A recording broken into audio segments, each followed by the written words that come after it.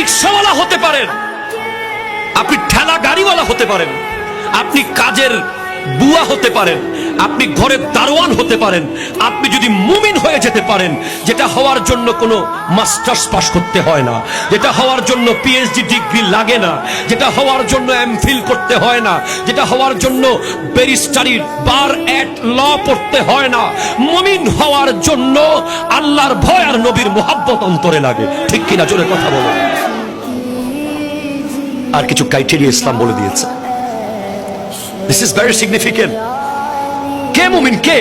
এখন যদি বলি হাত তুলো, অবশ্যই আমরা সবাই হাত তুলবো না, কারণ মুমিনের বিপরীত হলো মুনাফিক। কেউ নিজেকে মুনাফিক দাবি করতে পারে না, করবো না আমরা মুমিন। কিন্তু মুমিনের কি চরিত্র আছে আমার কাছে?